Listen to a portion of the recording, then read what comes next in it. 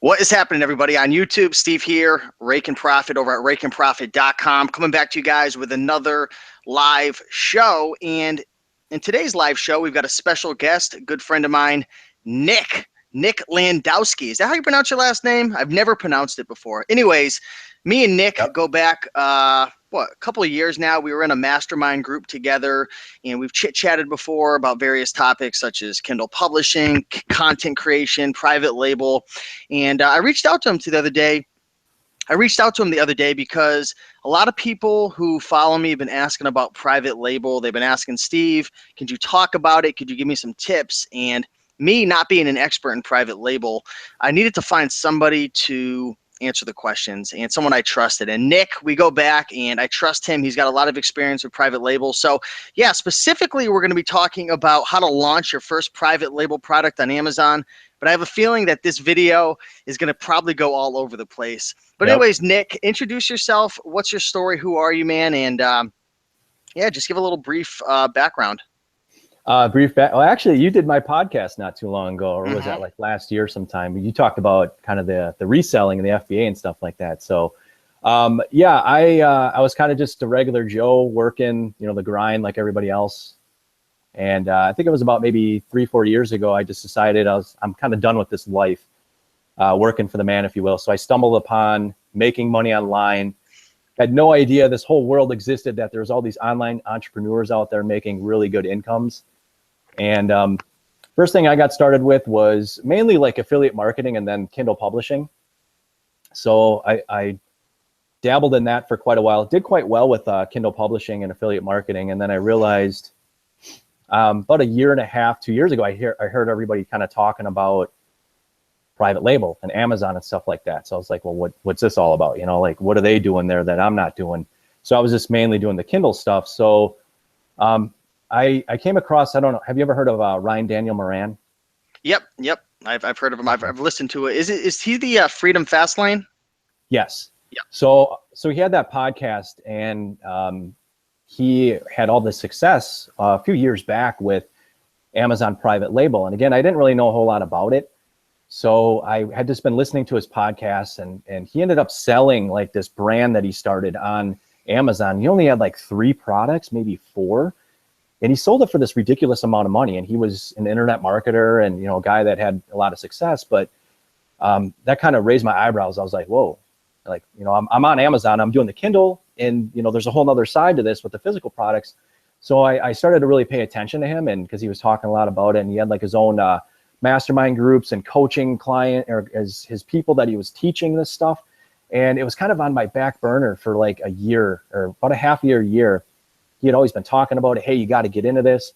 And I was doing really well with Kindle still. And then I just, I heard enough conversation about private label and Amazon. I thought, let's feel this out a little bit. Let's see what's going on. And I think it was, what are we, January now? So it was about a year ago, approximately, give or take.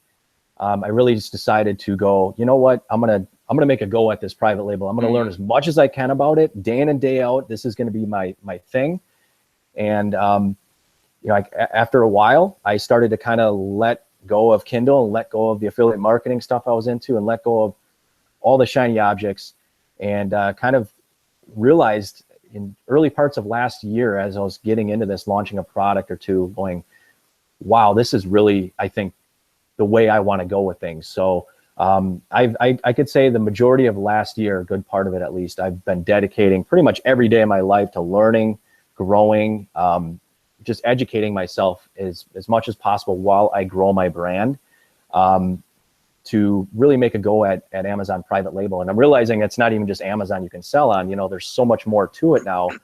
And it's evolved into a real business, which is something that is an asset, something I could sell down the road, just like Ryan Daniel Moran did, or just hold on to and just keep growing and growing and growing. So that's kind of where I'm at.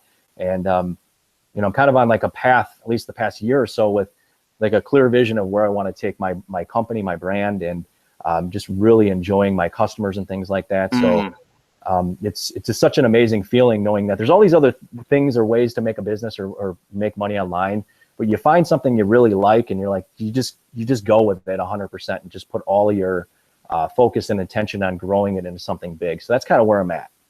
Wow, that's awesome, man. Like I said before, I still remember a couple years ago when you had first come up with the idea and you were researching it and we were talking about masterminding and you were talking about the podcast, which you were going to start up. Where are you now compared to when we had first connected and you had the idea? Do you mind sharing like how many products you've launched, if you've had any successes, wins, losses, anything like that, just so there could be some context to this conversation? Yeah, I have 6 total parent products, but then there's multiple variations of each sometimes. So it's like, I think it's like 12 or 13 actual SKUs. Oh, wow.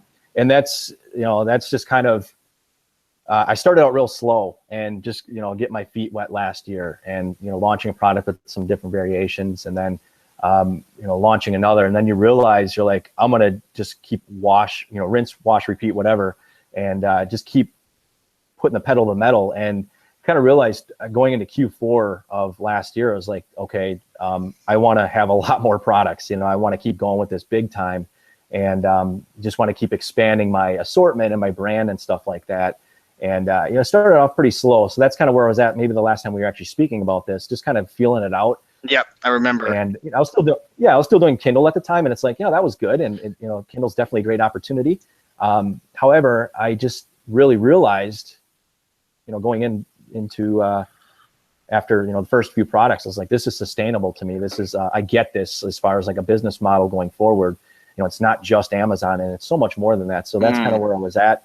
And my goal actually by the end of this year is to have I wrote it down the other day as far as the specifics, but by the end of this year, I hope to turn this into $1 million business and that's phenomenal.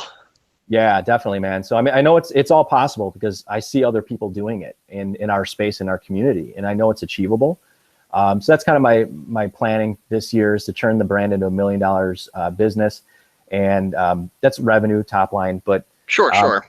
The goal obviously is just more products and just more traffic and more exposure and building the brand. So that's kind of where we're at. Awesome. Well, appreciate you sharing your journey and where you've come and where you are now. So, the main topic today is going to be, how to launch your first private label product. And just like Nick said, he's got, 6 main parent products and other products as well. So he's got the experience him on. So first off, before we dive into it and start talking about what exactly private label is and how to do your research, how to source, negotiate, all the other things that go along with it, if we can get through it. Be sure to like this video, guys. If you're interested in private label and you want me to bring on more guests who, have experience with it and who have had success and people who can help you out, be sure to like this video. Also, leave a comment down below. Let us know where you are in the country. I'm from Connecticut. Where are you from, Nick? Milwaukee. So we got Connecticut, Milwaukee in the house. Is that a Milwaukee hat you got on right now? It sure is. Repping the Brewers? crew, man. Okay. Yep. How have they been doing over the last few years? I haven't been following much. We're in rebuilding mode. Hey, man. It happens. All right, guys. Let's see who's in the comments real quick. So we got 74 people watching live. 23 people have taken the time to smash that like button. So thank you. What's going on, Devin Simon? She's actually a green room member who's having a lot of success with private label and wholesale. So good to see you, Devin. Thrifty Treasures, what's going on? Tanya, Michael Cook, Jennifer Leland, Barbara Dash Sweezy, Adrian Hunter. A lot of people in the house right now. So good to see you guys. But let's dive into it. What exactly is private label? For the folks out there who are like, what does this even mean? Do I just take a label and put it on a Sony CD player and now it's a private label Sony CD player? Like, what does private label actually mean? It could mean that, really. I don't know how happy Sony's going to be about that. You might have a lawsuit on your hands. But anyway, so it's essentially, if I could just describe it in these simple terms, you're finding a product that a manufacturer makes. Let's just say a manufacturer over in China or India or wherever. And what you're doing is you're putting your logo, your branding, whatever, your packaging, whatever you decide, and you're just, in simple terms, you kind of just, you're slapping on there and it's yours. It's your brand. It's whatever. A lot of big companies do this. Large grocery stores do it all the time with all the foods and stuff. Yeah. So, as a matter of fact, have you heard of, everybody's probably heard of Dollar Shave Club? Yeah. They've been really big the past few years. In fact, I believe it was last year, towards the end of last year, they sold for over $1 billion to Gillette, and essentially they were a private label brand. They were selling their products just like a million other people were selling virtually the exact same product by the exact same makers, but it was their packaging, their branding, their marketing, their message, their customers.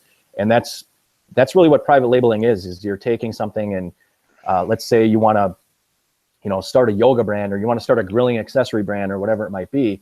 Yeah, you can do that. You don't have to make it anything official, like having like an official business net. Like there's so many barriers that people think you have to climb just to even get to this stage. I mean, there's nothing stopping you from talking to a manufacturer over in, let's say, China, going, hey, I really like these products. Can I put my own logos on it and own labels and things like that? And yeah, absolutely, you can do that. Obviously, there's some legalities to things, and you can't step on anybody's toes when it comes to copyright infringements or intellectual property rights, stuff like that. That's the legal stuff, but yeah, that's really what it is. And then you're branding it as your own, and then you're selling it on, let's say, Amazon or Walmart or Jet.com, or maybe you get into retail, maybe you get into a physical store with it. So that's really what it is. So when you go to like maybe a grocery store like Stop and Shop, or even like Toys R Us or Walmart, I know Walmart has their own brand, isn't it like Value something? I forgot. But essentially, isn't that what they're doing? They're just like, let's just say Stop and Shop. That's a grocery store I have in my area, and there's like Stop and Shop branded rice, Stop and Shop branded beans. What are they doing? Are they literally just cutting out, like, instead of going to like a supplier that like maybe gets like a brand name of beans or rice, like Uncle Ben's or whatever it is, like they're going directly to like a beans manufacturer and saying, hey, can we slap a label on this? It's like, isn't it more than just slapping a label? Because how does the grocery store know like all the stuff that has to do with the beans, like that the quality's good, and like that there's not like all this, different things going wrong with it that could get them in trouble? Like that's one thing I was always wondering. Yeah, the food stuff, I really can't speak to all that, but as far as the processes, yeah, that's probably a little different. But essentially, that could be really what it is. Let's just take food out of the picture. Let's just assume. Like what about a toy or something? There's nothing stopping them from doing that. Yeah, they can just go and slap that label on there, and as long as there's no like patents on that product, right? Like that's important to know. Yeah, that could be what they're doing, and then they're selling it as like their house brand, right? So I used long time ago, I used to work for Office Max as an example, and this is for any retailer really now. They all private label.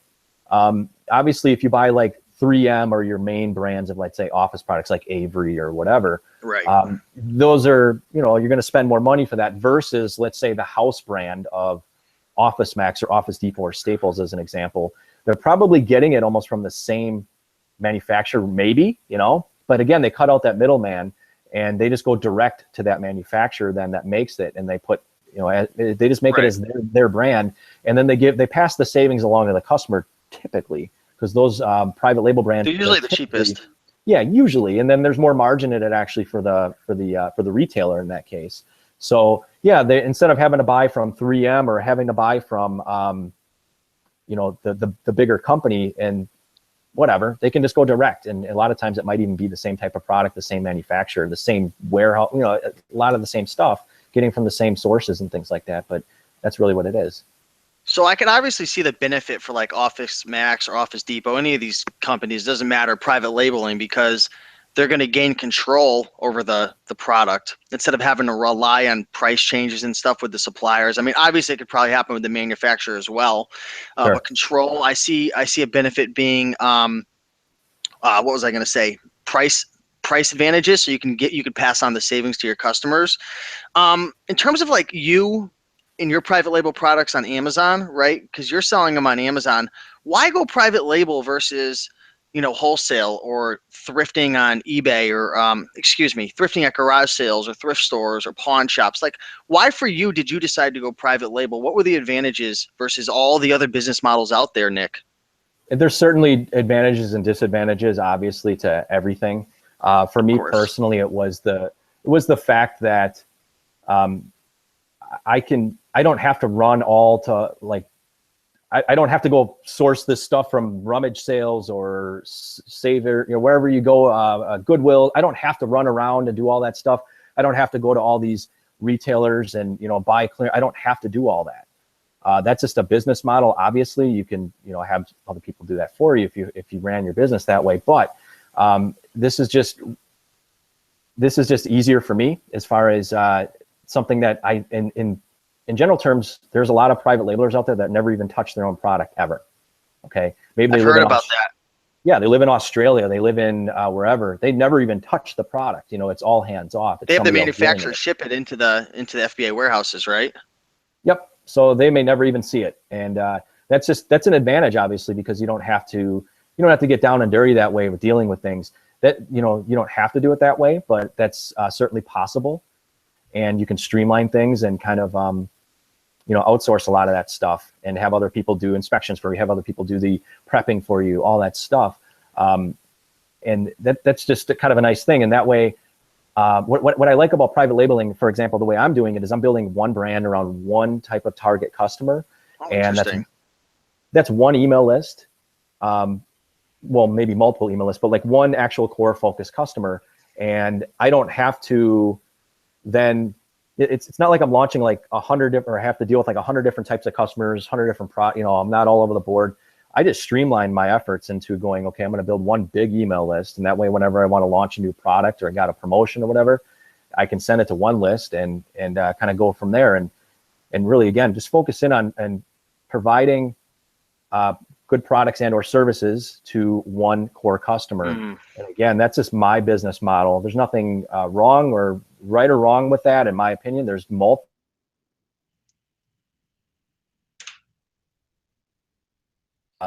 Whatever type of product they want, like all over the board, almost like the shotgun approach. So what they'll do is they'll just find products in any niche, in any category, and they'll source and they'll find them. And they really don't have a connection to those products. They're just in it for the money, and there's totally nothing wrong with that.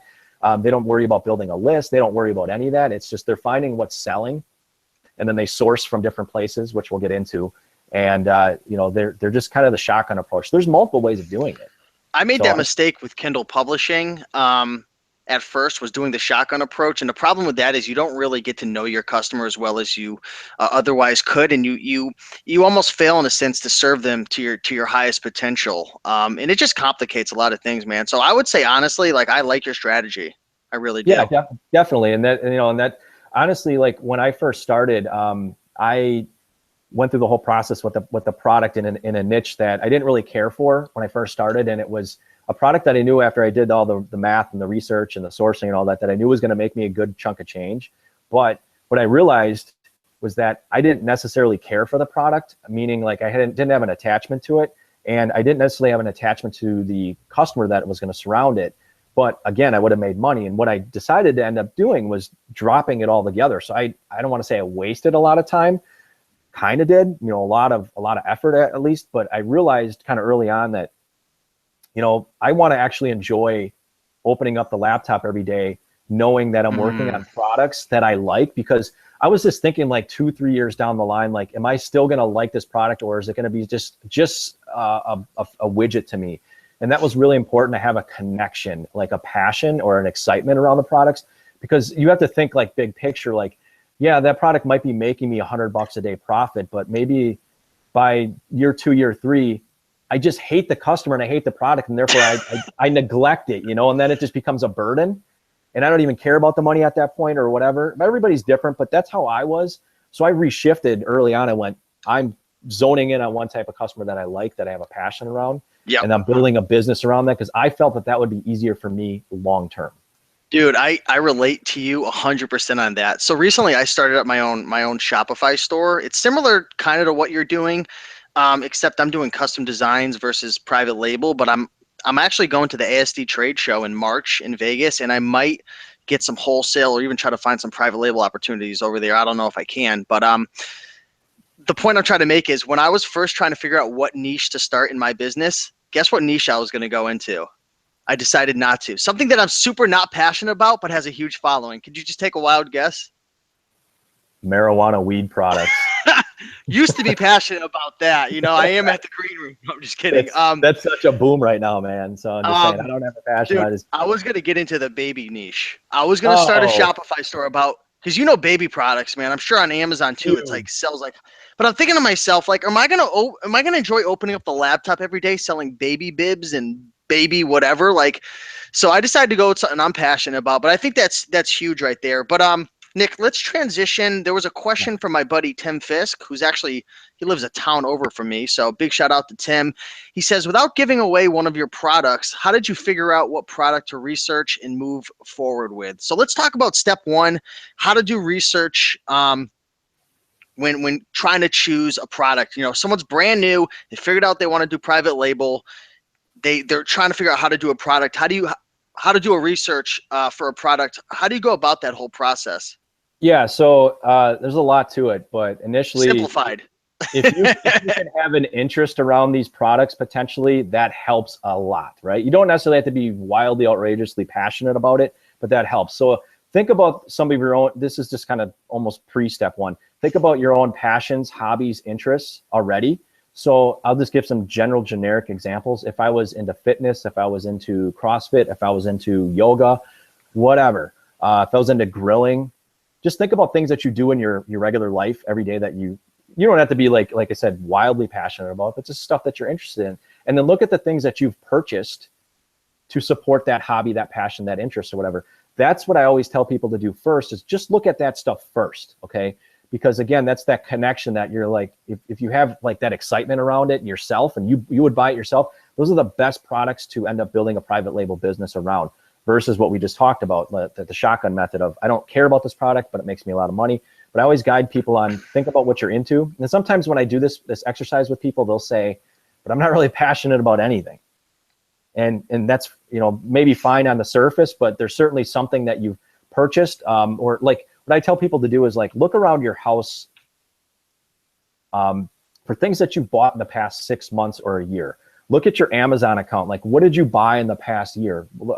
When you go to Walmart, like what are the things that you're buying?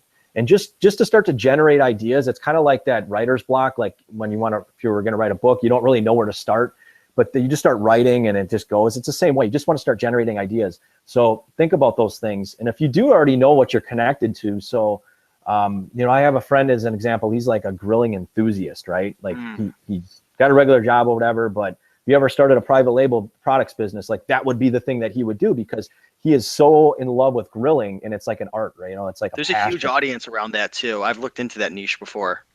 Yeah, absolutely. So think about those things first. It just makes it a lot easier. You know, hopefully somebody that's listening to this could answer that and go, yeah, I'm really into baby stuff or whatever it might be.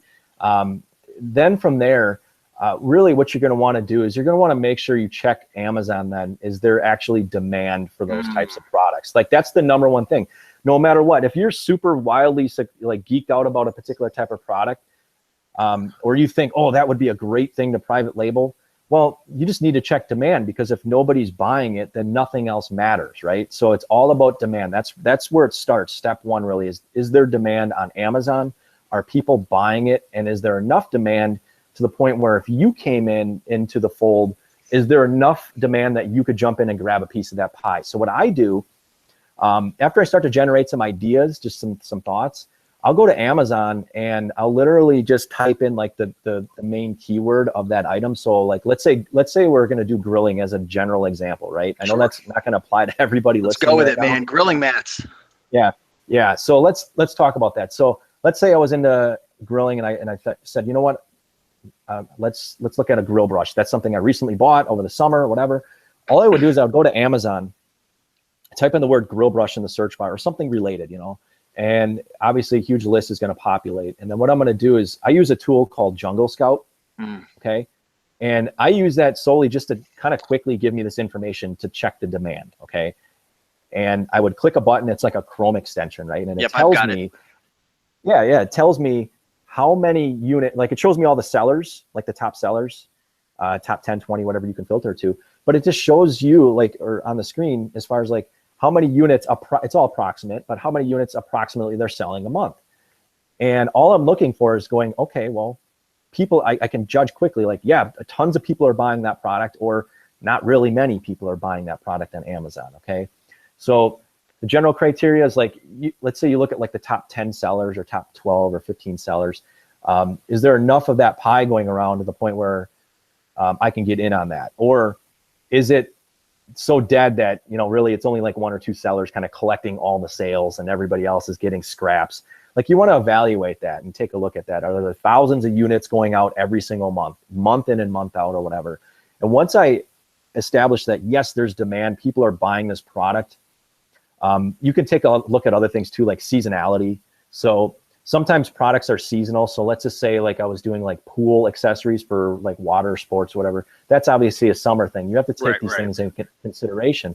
It's obviously ideal to find a product that sells year round or would sell year round in most markets. Obviously, like, it's a little bit different than the North, as far as like the things that they can do outside or whatever. So there's some factors there, but demand is everything. And once you establish that there's demand and taking a look at that, then you can proceed to the next, I guess, criteria that we can talk about as far as like what the product should have and the ideal situations to certain products and things like that. But demand is everything.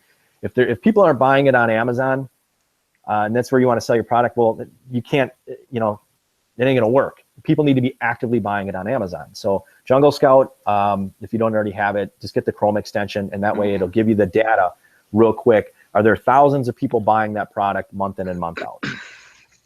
Yeah, Jungle Scout's a really, really good. I know it's the Chrome extension. I think there's also a web-based as well, right? Yeah. But definitely highly recommend that. What was I going to ask you? I forgot. I had something on my mind. Anyways, I guess we'll continue moving on. So that's kind of like the research phase right there. Let's just say you research a grill brush and you see that there's a demand. Maybe there's 15 or 20 people who are making a ton of money on it. You see that there's room for you to get in. Let's move on to how to source your products and what websites you use. So let's just stick with the grill brush example. You've determined, okay, I want to private label this. There's room for me. There's money to be made. What's the next step now? Now that we've figured out there's a demand for this product and there's room for me to come into the market and make some money. Yeah, so other real quick checks there for your audience, kind of backtracking just for a quick second. Sure. You generally want to like private label products when you're first starting out. And this is the general advice that everybody kind of gives. So if you've heard this before, I apologize, but there's a reason for saying this.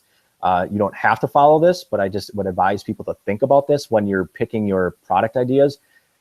You want to generally have lighter weight products and generally have kind of sort of smaller products. Because you got to think about this. If you pick a product that you really are attached to, but it's really heavy and really big, there's nothing wrong with that as long as people are buying it, but you have to factor in shipping. Okay, you're gonna have to factor in that stuff, and that's gonna all come into play into the equation. Okay, so early on, yeah, just get these ideas and don't really start judging too much on like that stuff. But generally, the smaller the better. But there's people would say, well, you don't have to follow them. And that's true. I mean, if there's money to be made, if you work out the math and it doesn't matter, that's fine. A lot of times when you start to put up these barriers of, it has to be small, it has to be lightweight. Most people are going to follow that, but sometimes the opportunities lie outside those barriers because the barrier entry might be high. Then you might go, you know what, I am going to do bigger products because not a lot of people are doing that. So that's another way of thinking about it. So once you kind of establish that, let's just say grill brush, that's perfect size, right? It's easy to ship. It's lightweight, things like that. And let's say we did establish that there's demand for it, or grilling utensils, whatever. Those are generally smaller type of products, right? Once you go bigger than that, there's nothing wrong with that. But again, it costs more to sell, costs more to ship. Amazon's going to charge you more. Just take that into consideration, okay? But early on, just get these ideas. And what I want to do then is I want to then start to go, okay, are the numbers going to match up here? Like you want to start to sketch out some numbers. Like, hey, I see everybody on Amazon, they're selling theirs for roughly $20, $25 or whatever. Just get that kind of in your mind. Like, here's the range that I could, in theory, sell this product for, okay? What you can do real quick then too is you can actually, if you go into Google and you type in Amazon FBA calculator, just type that into Google search and it'll pop up. Amazon's got a calculator where you put in the product that you found on their site. It'll put in the ASIN, and it'll populate and it'll show you exactly how much it costs to sell that product on Amazon. Okay, like how much is the pick, pack, and sort and ship it, all that stuff, right? It'll tell you that. So it gives you a lot of that data direct from them. And then what you need to do then is figure out, well, how much is this going to cost me now to find this product for somebody to make it? So you need to start connecting these dots. Like, is this feasible? So what you do is most people are going to head to Alibaba, right? Right. Or there's global sources. So you can go to globalsources.com, or you can go to Alibaba, or in the United States, I think it's ThomasNet. So, but most people, let's just stick to Alibaba just because it's on people's minds. And Alibaba, your audience isn't super familiar. It's just a sourcing site that connects you with, let's say, manufacturers and suppliers all over the world, primarily in China. And from there, it's just kind of like it's like a search engine. So I would go to Alibaba and I would type in grill brush, and it's going to give me a giant list, right, of all the people that make grill brushes that are on Alibaba. And there's going to be a lot more than you think too. yeah. And then a lot of it's like the same stuff. So here's some quick tips on like how to whittle that down and to start this process, because this is a process in itself of like finding the right manufacturer. So what I'll tell you is if you go to Alibaba.com and you're just to type in grill brush, as Steve said, you're going to get more than you ever bargained for. But there's some couple options on there that you can filter through. Like there's some like 3 different check boxes like that you can filter the results down, kind of like assessing the quality of the manufacturer. So there's like different, I forget what they're called, but exactly, but there's different check boxes to like tighten up that list, if you will, to only have higher quality manufacturers on there. And that's kind of what you want to do. And then from there is really where a lot of like the fun begins, if you will. So you're going to have pages and pages, right, of these manufacturers. And what I'll tell you is this: in general, try to find manufacturers. It'll tell you how long they've been in business or like how long they've been around. Try to find manufacturers that are on year 1. Okay. So meaning there's nothing wrong with them necessarily, but they don't have a track record yet. And if they've been in business like 10, 15 years, I know that they actually know what they're doing. They've got something to lose as well. Yeah, exactly. Like they've been doing something right, at least up to this point, that they do have something to lose. Yeah. So you can look at that. You can look at things like, are they a gold supplier? There's like little emblems that they kind of can qualify for that kind of stand out from the rest of them. So what you're going to do is you're going to just start peeling through these listings, right? And sometimes it gets a little overwhelming and everything kind of looks the same after a while. And there really is no way around this if you're doing this yourself, but you're going to just start to kind of filter out the good and the bad, and then just save the URLs or put them in a spreadsheet or whatever, and start looking at their product catalogs, because they'll put their catalogs on there of, let's say, grill brushes, but they might make 500 other things. So you have to kind of look at all the things that they have available, and then you start to look at the product pages that they have, and just kind of ask yourself, is this somebody I want to do business with? Because sometimes their pages are really incomplete. They don't have good pictures. It doesn't look like they take pride in their business. They're not really presenting their business very well. And you just kind of weed it out, right? And you come across some manufacturers, like maybe they've been in business for 10 years. They're like a gold supplier on Alibaba. It looks like they really have their stuff together. Like their site looks good. You can find their own website off of Alibaba too. It just really looks like they have their business in order. And that's kind of, I just start filtering it down and weeding it down. And again, just because they make grill brushes doesn't mean that's all they make. They might make a ton of other things. So sure. You kind of have to know that. Sometimes they maybe just specialize in grill brushes. So you have to look at that and go, okay, maybe they only make that one-off grill brush, but their specialty is in like pet products. But for some reason they make that grill brush. I might weed that supplier out because they're not really interested in that. It's just something they so happen to come across and make. So if you can find a manufacturer that like specializes in only sells the products that you make, that to me is ideal. It's just a personal preference, but you're just going to then start to contact some of these manufacturers, okay, or these suppliers or factories, whatever you want to call that. And you can do that right through Alibaba. Little messaging system, and you just start sending away messages. So let's say I weed it down to like 10 potential factories or suppliers. And again, you want to look at their pages to go, okay, they have cool grill brushes on there. It looks like they let me customize it. Looks like they're going to let me private label it. Sometimes they won't. So you have to look at their pages. And a lot of times it'll tell you right on there, we will let you do this. We'll let you do that. Here's the packaging we offer. So they're pretty upfront about like what they're willing to let you do, almost like on an FAQ page. So you obviously want to find the ones that'll let you private label. I used to have a template. Sorry to cut you off, but a template. Yeah. Because I've been reaching out to some Alibaba sources recently for my website, and in the past when I was trying to do private label, it didn't work for me. I didn't really give it too much of an effort though. I would just send out a template with like 10 or 15 questions just to see, like, did they let me do this? Did they let me do that? And like, you could just create a template and send it out to like 15, 20 of them and just see the responses you get back. See how quick they respond back to you. See how their communication skills are, right? Yep, that's 100% right. So let's say I had 10. I guarantee you, if you just send out that template, you want to make sure, again, you're dealing with a language barrier and a culture barrier. So you want to be very direct and to the point. So a lot of times if you have a bunch of questions, put it in like question 1, question 2, like literally 2, 3. Like it just helps with the communication. They'll respond back 1, 2, 3. Yes, that's ideal. But what you're doing is you're testing them at this point. Like you're kind of kicking the tires. Yeah. Let's say you send out 10 emails, maybe only 6 respond back. Okay, now I don't even worry about the other 4. Okay, I'm not going to give them another chance. I waited 4 days, they never responded. You're testing how fast do they respond, how easy it is to communicate with them. You're interviewing them at this point, right? That's really what it is. And they're doing the same to you, okay? Because they get thousands of people reaching out to them and they don't want to waste their time either. So that's really what you're doing, and you're just weeding your list down. So you're going to want to have an Excel spreadsheet or a document to drop all these links and what you communicated with.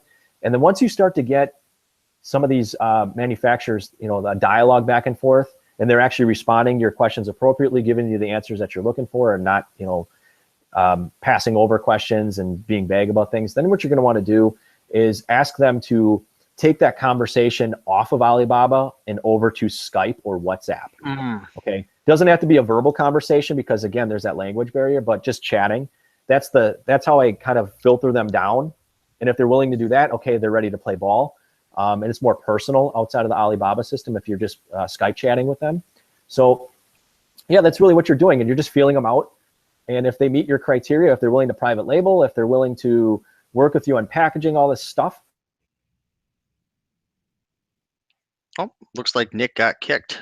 Let's wait for him to come back in. Beautiful Google Hangouts. Anyways, let's see if we can go into the comments. Let's see. Let me know in the comments, can you still see him? Is he talking? Because on my screen, I just see flowers. Okay, looks like we're back there. I think we dropped off. Okay, man, I was about to dive into the comments section and start to attempt to answer these private label questions. Yeah. You're interviewing them at this point, okay? And this is kind of scary for people. You're talking to people a world away, and you think that, what are they thinking about me and things like that? And that's fine. They're thinking about the same thing about you. Like they don't know who you are. Usually a lot of times who you're talking to are like younger sales reps, that maybe in their early 20s. Yep.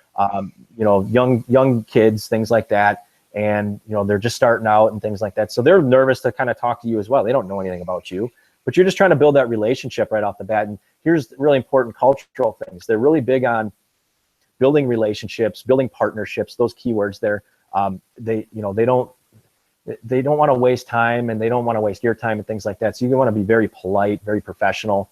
And once you kind of will that list down to maybe 3 or 4 suppliers that you've had great communication with, then you want to move on to the next round is, okay, let's order samples. Okay. I was just going to ask you about it. Yeah. So samples are a must. Okay. And again, you're still testing them at this point. You're going to order samples, and yes, they do cost money. Okay. And that's a part of the process.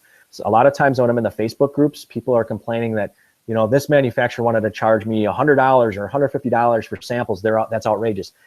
You have to understand something, that they're testing you as well. They're going to see how much skin in the game you're willing to put in. Are you serious? Or are you just messing around trying to get some products cheap? And then you do have to understand it does cost a lot of money because what they'll do is they'll like DHL ship, express, stuff like anywhere you want it. And that does cost a bunch of money. Yeah. Yeah, it'll get there in like 2 days, and it's pretty crazy. So that's all part of the process. But here's the thing. If you do end up working with a specific supplier, those sample prices are typically refundable if you do place an order with them. So you just have to ask, and they'll refund it for you. So they're testing you, okay? But here's the other thing, though. You're testing the quality of that sample, right? When you get it. You're testing how does that come in the packaging. You're always evaluating them, and they're evaluating you. And if they send you a sample and it doesn't look right, or it's messed up, or it's jacked up, or it just something isn't right about it, then again, you can choose to eliminate them from your bucket of people that you're willing to work with. So you're trying to just filter it down and come up with 1, maybe 2 suppliers to really start negotiating with. But that's it. Yeah, samples are a must. You can't get around that. It always really helps too if you can customize samples. So if you can give them your logo, maybe you don't even have a logo to start out with. Maybe you do, I don't know. But they might be willing to put a logo on there for you. They might be willing to customize it how you want. Not always. You have to ask. Don't ever assume. You always want to ask. They don't have it listed on their site. Just ask and they'll tell you. Some aren't willing to do any of that. Like they're just going to send you what they have lying around. And you have to judge, like, is that something you're willing to accept?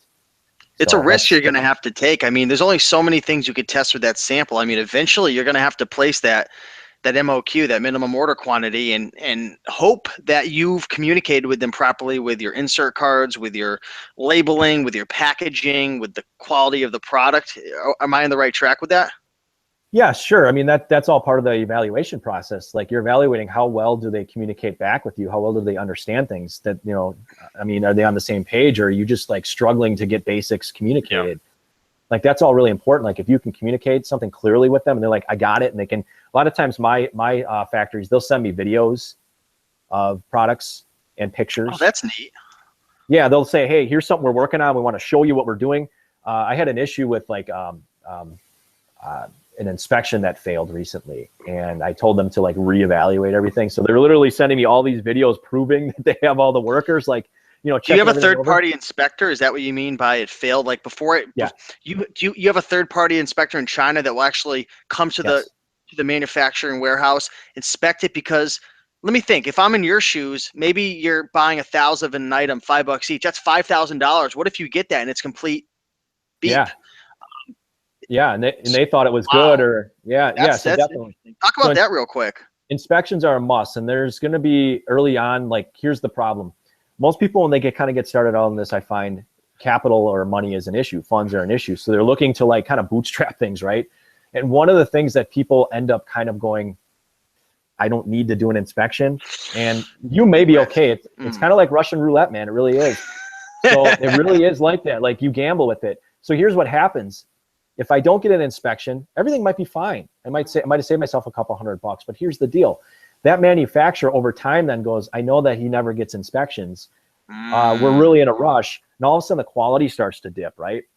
And all of a sudden you send a bunch of units into Amazon and your return rates go through the roof, or Amazon rejects it completely, or they didn't do something right. And it's just, you have a nightmare on your hands. I've heard of this a million times. Because what happens, even if you have 500 items and there's like 30 or 40 of them that are bad, that might not think like a lot to you, but like, what do you do when all your stuff's at the warehouse and now you see your return rate going? Like, do you pull it all back? Like, that's a huge process. Like, that's nasty. You're gonna have to. I mean, Amazon will probably say, hey, we got a problem here. You got to figure this out, and they might, suspend your listing and things like that. So I know even very well-known sellers that would skip. And they would tell you the horror story of like, here's how much it cost me to not get this inspection. It was like thousands of dollars, Imagine, let's play out a crazy scenario. Imagine maybe you went the route of going with the bigger, heavier item because you knew there was less competition, because there's probably going to be less competition with the bigger, bulkier items, costs more to invest in, takes longer to ship, freight forwarder, all that stuff, right? With the boat and all that. Imagine you invest $10,000-$15,000 worth of stuff and it's all at the warehouse, and you have a night, like say it's a really good selling product. Like, you can't just call up your supplier and say, okay, well, send me over some more items. Like like that's going to take 40 days minimum, right? If not more. Yeah, it's a headache. So the number one rule really of all this, amongst many rules, I guess, but is inspection always on site. You can do different types of inspections. We won't get into that, but don't ever skimp on an inspection. It's just always do it. It's insurance for you. So recently I had an order go through, the inspection failed, and I always get inspections. And like, I'm looking at some of the products, I'm like, oh, this is really bad. And I got in contact with the factory, obviously, and I said, look, I'm not paying you for the remainder of this order until it's fixed. Like, this is a train wreck, and it's a supplier that I've always trusted. Was it that bad? Was it like, without giving away what yours is, like, was it super obvious that there was something wrong? Yeah. Yeah, definitely. And I don't know if they were just in a rush or whatever, but again, had I didn't get the inspection, it would have been a nightmare in my hands for Amazon. So what happens is they end up going in, and I said, look, you're gonna fix every unit. You're gonna go through every single one of them. I'm not paying you the remainder of the order. Obviously in the nicest manner possible. You have to be firm about that because of that culture difference. You don't. I know that in the Chinese culture, respect's a big thing. How do you go about that in a way that doesn't offend them? It just depends. Like, so I have a pretty good rapport with this person. And, even she was like, yeah, this is our fault. It was like, they understood. They weren't trying to like say, hey, forget it. So that all is part of the respect and the rapport that you've built, the relationship that you've built. So, that was recent. That was my only big hang up really, but inspection always, here's the thing. I actually had one of my other factories say, hey, do you need an inspection on this order? And I placed maybe like 8 orders with them so far on this particular product. And I go, yeah, why? She goes, well, won't you just save money by not getting inspections? Like, you can trust us. And I told her, I said, look, I will always get an inspection. And the reason being is, well, not that I don't trust you, but you're going to start to lose focus on quality, in my opinion, if you know that, they just take it anyways, right?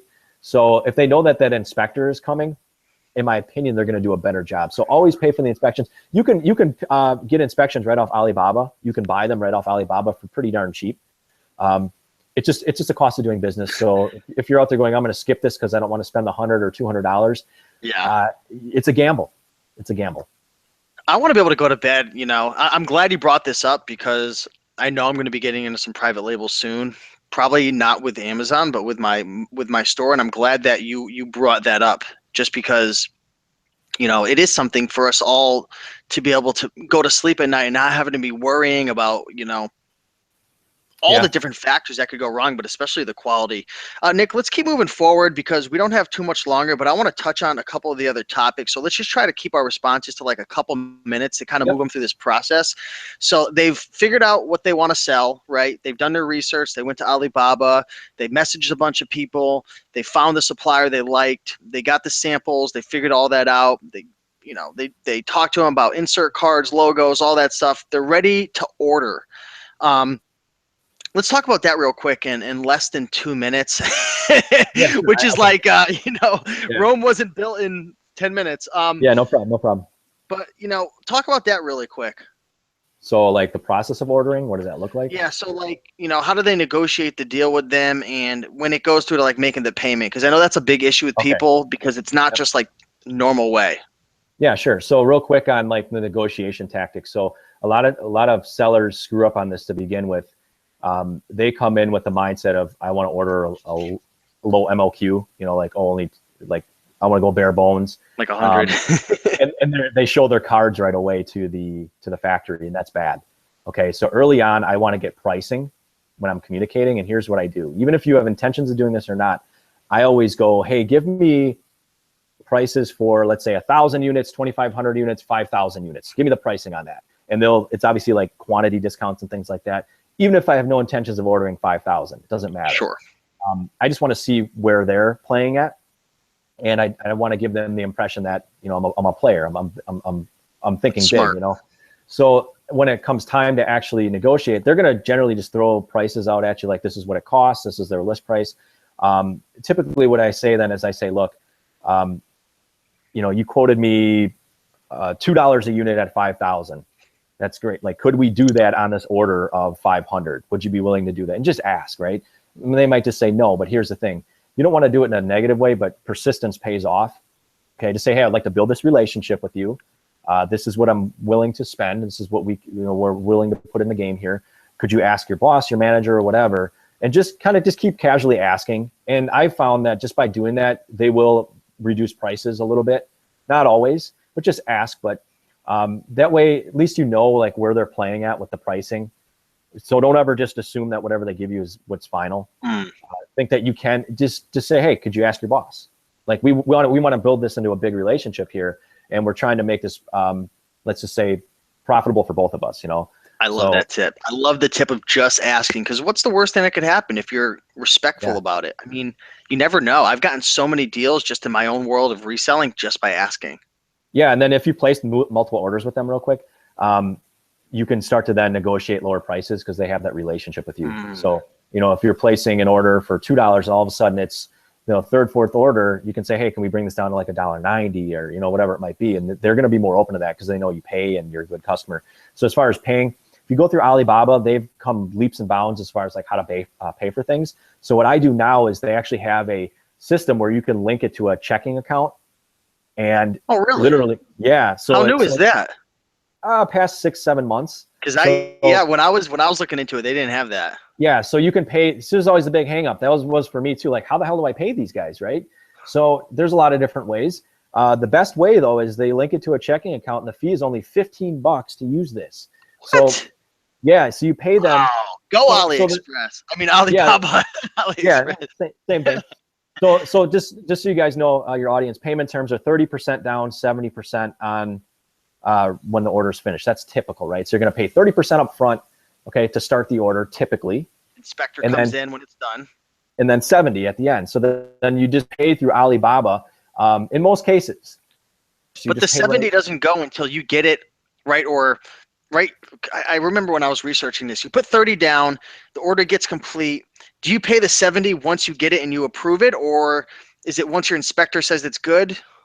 It's really up to you. Once your inspector says good, there's different types of pricing, which I won't get into. It's called like free on board or EXW, and like when you could actually pay them. Okay. There's some technicalities to that, but in general, like I know with me, I just say, hey, the order is good. Inspector's good. I'm happy with it. Everything's fantastic. Guess what? We're going to pay you guys, and everything's happy. Everybody's happy. So then, yeah, you can pay right through Alibaba, or sometimes your supplier won't let you pay that way. And the only thing is you would need to send a wire transfer there. That's just another payment method there. You can do that's common in that world there. So wire transfers, I still do them. I do mine through my bank. So whenever I need to pay, I try to do it through the checking through Alibaba. Your supplier though, they're all going to be different on how they accept payment, and that's negotiation, like how you pay them and things like that. So it's either wire transfer or checking account. And that's the ideal. If you do checking, it only costs you $15. Otherwise, a wire transfer is going to be at least $40-50 to send. So it saves you money. Wow, I'm really glad you brought that up about the checking account, because that was one of the big hangups for me, just the risk of doing the wire transfers and the different things like that. So yeah, cool. We could keep going on my outline, but you know what? I think we should stop the outline right now, because we've gone through like most of the process. I mean, obviously we haven't talked about a lot of the important stuff like prepping it, sending it off, PPC, marketing it. Like that's a whole nother world. I've realized, Nick, we don't have time for that. Maybe we could bring you on again and talk about that second half. Yeah, I could definitely do that. There's a lot to it. So. And again, we have about 10 more minutes or 7 or 8 more minutes. I want to answer some questions. Is that cool with you?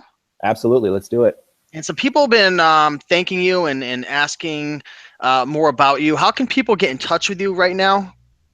If you head over to learn more about you. If you go to privatelabelershow.com, I think there'll be a link in the description for that. Yeah, that's down below. I run let's just say just kind of like a rough podcast to teach people kind of like my journey of private labeling and stuff like that. Whatever's working for me, whatever's on my mind, I get in front of the microphone and I just share. So you can get a hold of me that way, or just follow me that way right through that podcast. It's not overly produced or anything. It's literally sometimes just me talking with no editing and whatever. So I like to teach what I'm doing and what's working for me. I think there's a lot of value in that. Just sharing your journey, right? Just sharing what's working, what's not. I mean, that type of stuff is priceless. I mean, people that share their journeys, those are the ones I like to follow most, because it's real. It's down to earth, ups, downs, peaks, valleys. So, I was actually just listening to one of your episodes today, the Donald Trump episode.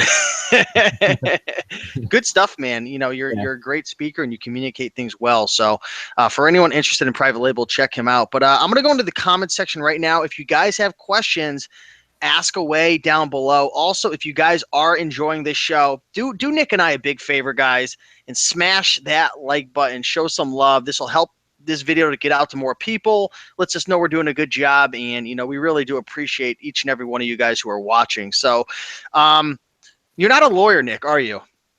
I don't play one on the internet either. Let's give your non-legal advice. What should folks do legal? What am I trying to say? Legally, is there any advice you have to get a lawyer, or to incorporate? Like, do you have any advice for someone who wants to start private label? Like, what to do to make sure that they're not going to get in trouble? Okay, so I just recently actually had one of the listeners on the podcast ask that question, as far as like, do I need an LLC or like kind of what that standing is? And you don't need any of that to get started. You can just be an individual, a sole proprietor. It doesn't matter. You don't need anything. But as far as like the legalities, or let's just say the business aspect of things, like Amazon will let you start a Seller Central account just as a regular person. Again, you don't need to be any sort of business. Sometimes people get hung up, like when they talk to manufacturers on Alibaba, like, oh, do I need to give them my business name or LLC? You don't need any of that. Just get it out of your head. I started off my account, actually, even though I had an LLC, I started off my account just as an individual with the settings on there. Actually, just only a few months ago, I remember to switch it over to an LLC. I'm not giving legal advice here. I'm just telling you personal stuff about just general knowledge on this. You can buy, Amazon technically requires you to have product insurance, liability insurance or whatever on your products, okay? Most sellers probably don't start out with it, so don't let it stop you from getting started. It is, I believe, in their service agreement somewhere where you should have it, I think after a certain point. So obviously look into that, but don't let that hold you back. Most people get so scared of the lawyer and the legal stuff, and it stops them from getting started. Just get started. Yeah. All that other stuff, you can literally, as you go, figure it out. You literally can, yeah. So you don't need an LLC. LLC, really all it does, there's no tax benefits to it whatsoever. It just gives you a partial potential protection to separate your business from personal. But in talking to people in that field, if the lawyer is good enough, it means nothing. So the LLC just gives you some advantages if you want to open up like a business checking account or whatever. So don't get hung up on that. But as far as like other things related, patents are really important. And understanding that if you cannot step on another patent at all, otherwise you're in trouble. You'll get kicked off of Amazon or whatever. So if the product that you're looking at, if you question like, does somebody have a patent out on this? You can Google it and find out. There's USPTO or whatever the site is, .gov. I forget what it is, but you could do general searches on patents or like copyright stuff that will give you general knowledge on that. So like trademark names, things like that, company names. So you can look those things up in a general sense, but if you want actual factual information that a lawyer gives you, you want to hire a patent attorney. So like if you're looking at a product and you're like, there's really not many sellers on this, is that just because it's patented and nobody can jump into it? You're going to want to look into that stuff if you're not certain. So just doing a quick Google search. I found products that I wanted a private label before, but there were patents out on certain things. You might be able to get away with it for a while, but eventually it's going to get caught. You don't want to play in that arena. Especially if it's selling hot, they're going to catch you. Yep, absolutely. So that's the legal stuff right there that I'll tell you is just Google is your friend in as far as a general sense. But if you're really hot and heavy on a particular product that you want to go all in on, and you really want to be certain, and there's some maybe gray areas there, just hire a patent attorney. I know most sellers won't do that and don't do that. They just generally play with products that they know there's no patent out on. And again, as far as like choosing a brand name or whatever, you obviously can't choose names that exist, so you have to look into these things. I can't choose Sony, I can't choose Nike. You just need to quickly look into that. Quick Google searches will generally tell you that, but you can't trust everything unless you really do your research and find out. But most people it's just a non-issue. Excellent response. Appreciate you sharing that. We've got a question from Michael Cook. What's going on, Mr. Cook? Question: what kind of minimum budget range would we be talking about? Could we be talking about committing just to get going? So I guess what he's trying to say is, for someone who wants to get started in his business, I know this is a really broad question. It's tough to answer. I'm not a big fan of these questions because there is no answer. There really is. But like, could somebody get started with $20? Let's just throw it out that way. No. It's not like eBay and Amazon sourcing from a thrift store or garage sale. It's a completely different game. Yeah, this is a business. And what I will tell people is, a lot of times people, when they ask that, they want to know like what's the lowest amount or whatever. The more the better. The more money, the better. Reason being, it opens up options for you, and you don't start cutting corners going, oh, well, I don't have the money for an inspection, or I don't have the money. So that's where you really hurt yourself. So you want to make sure that you go into this with like, you're not cutting corners that way. And my first product, I think I purchased like 1,000 units of this product. It was roughly $5 a unit or something like that. So I was looking at, $5,000, $6,000 after shipping, kind of right off the bat. Now that's a lot for most people going, I just want to test the waters. So you don't have to do that. There's challenges out there where people try to do this for, they try to come in $500, $1,000. Everything varies on the product that you're choosing. And the more money, the better. I know that's such a stupid answer, but at the same time, it's a business. And if you don't have necessarily the money to get started, it's okay to go with like a low minimum order quantity to get started out with. It's okay. Like I know people that get started for like $1,000. Okay. Here's the problem though. They might blow through all those units right away and they might sell them, but then it takes a while to get paid. And then it takes a while to get more inventory made. And then and that's fine. If you got to do what you got to do. I would just say, if you do your research, try to head in with, if you know play your cards right, and you know your inventory, you know what's going to sell to the best of your knowledge. Nothing's ever exact. The more money, the better. And what I always tell people is, you want to get that experience like selling on Amazon. Do the reselling. Hit up, go to a garage sale. Go in your basement. Go find items around your house. Put them on Facebook Marketplace. Put them on Craigslist. Send them into Amazon. Get that experience at least. I think when you did that podcast with me, we were talking about going to garage sales and, making $1,000 over the weekend or $500. You do that a couple of times over. Get your side hustles going. Yeah, you get your side hustles going. That's what it is. Gary Vaynerchuk just put a challenge up to everybody. Like you can make like ridiculous amounts of money just selling stupid stuff around your house that you never think to sell. It's like, put it on Facebook. That's what I'm telling my listeners as well. Like, that's always a struggle of how much money do I have to get started. And when you come in scraping is when you start cutting corners going, I don't need an inspection. I'm going to cut corners on this or that. And then it's going to be subpar.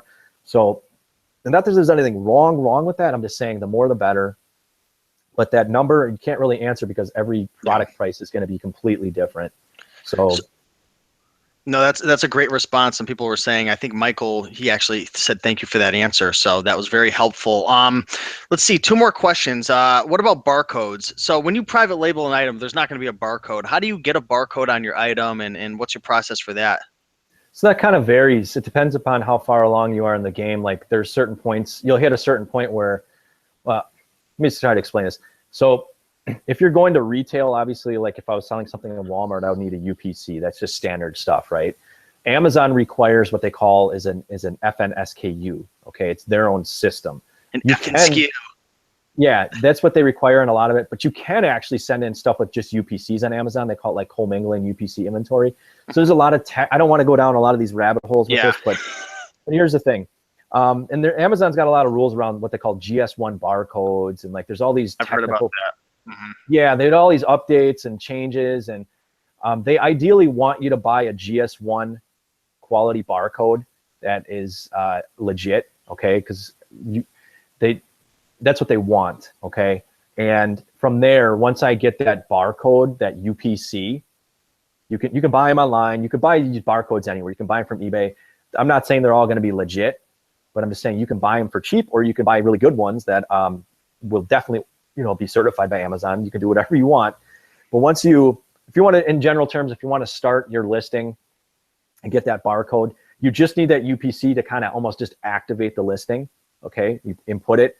And then from there, Amazon will give you, this is the way I do it. Then once I put my UPC in, then Amazon will give me this FNSKU. It's just a little barcode. It's not the UPC, it's a little different.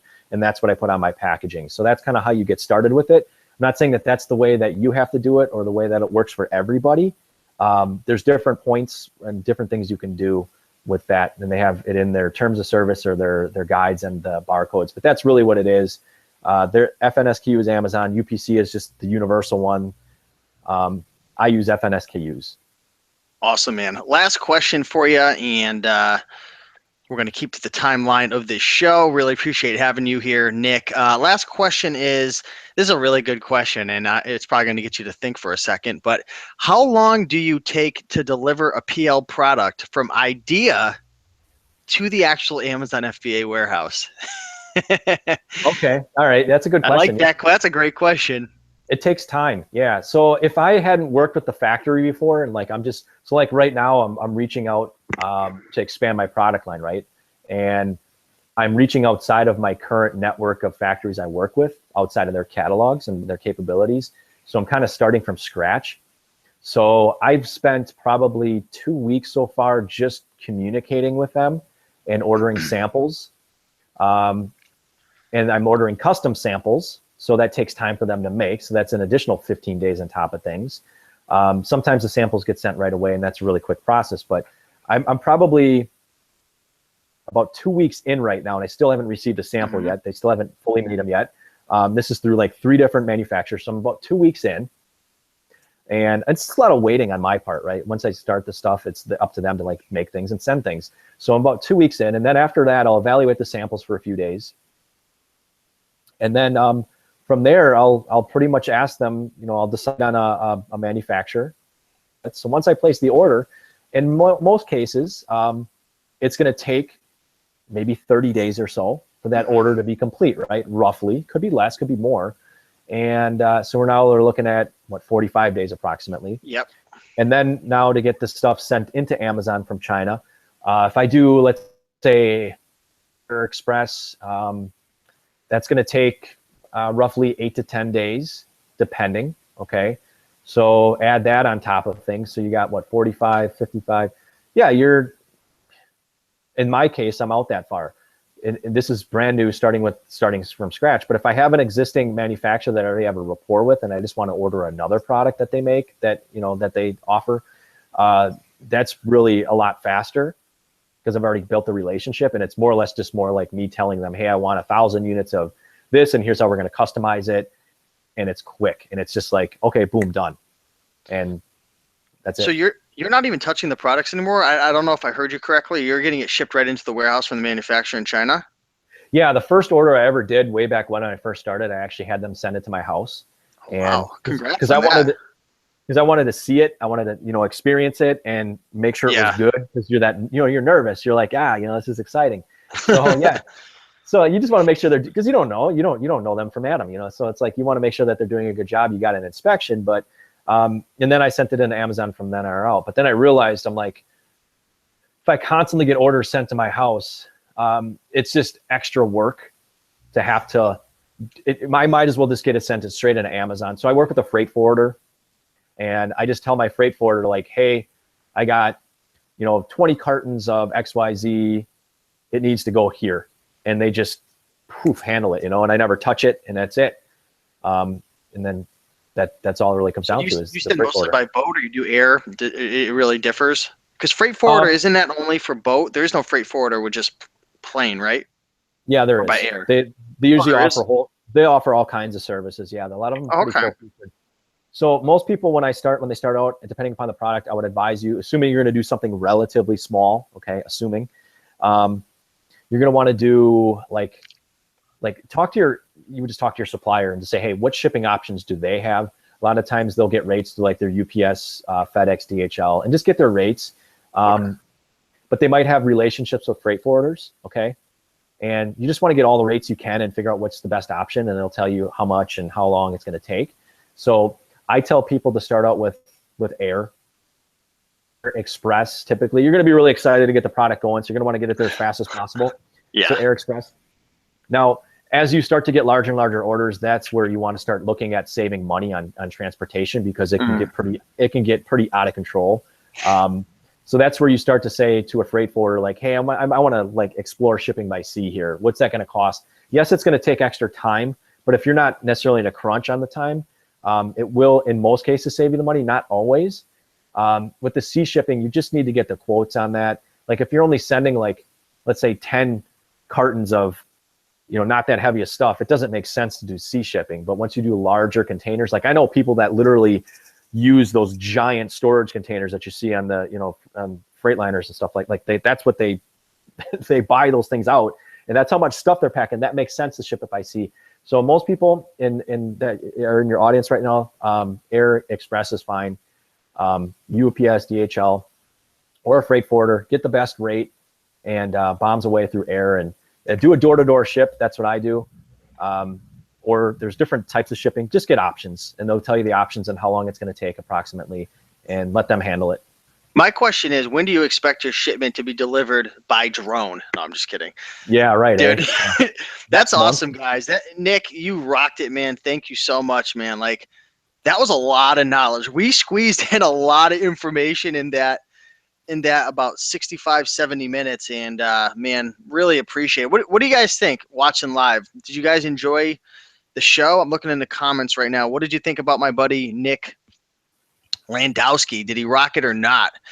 Yeah, be sure to follow him, guys. He's got a website and a podcast over there over at privatelabelershow.com. That's privatelabelershow.com. Labeler without the S. Okay, I'm looking at the exact website here, and it's private labeler show. Labeler show. I'm looking at the S and then adding an extra one in my mind. So tell private. Tell them to click the link, I think, or wherever it is. Yeah, don't listen to me. Just click the link below, and yeah, really appreciate it. Let's see. People are saying, wow, there's a lot of comments coming in. My buddy Tim said good stuff. What'd you say, Nick? What I'll tell people is, for the time, obviously, we didn't really get a whole lot of detail into like the product research stuff with the numbers and like checking the stuff. And there's so much, guys, that could be said about that we'd be on here for another hour at least. So if you guys have more questions about that, like any just questions, obviously we glossed over a ton of stuff. Just jump on that website, and then there's a Facebook group that corresponds with the podcast. So if you guys have questions, I answer all the questions in there too. So feel free to bombs away in there if you have questions. What's your Facebook group name? How do they find that? Because I'll link that up down below after as well. Just send me over the link, Nick. It is just, if you guys want to type it into Facebook, it's called Amazon FBA Private Label Show Insiders Group. Okay. So if you have questions, and I imagine a lot of you guys do, because like I said, we glossed very quick over everything. I'll just fire away in that group and I'll answer your questions. If they go to your website, can't they ask a question? Do you have that where if they ask a question, then you answer it as like a podcast episode? Yep, I have that as well. So you can shoot me an email. You can send a voice question and I'll answer it. Whatever works for the audience, whatever.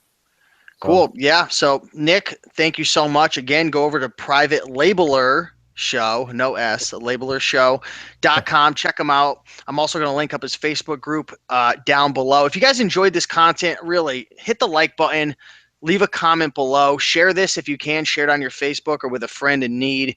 There's so many opportunities out there, guys, right now, not only on eBay, but Amazon and wholesale and private label and your own websites. I mean, the opportunities are endless. Just got to figure out what really resonates with you the most, what gets you excited, what'll make you wake up in the morning really happy and ready to rock the day. And private label might be that thing for you. So Nick, thanks again. Thanks everyone for watching. We'll see you guys in the next video, and peace out and keep rocking 2017. All right. Thanks, guys.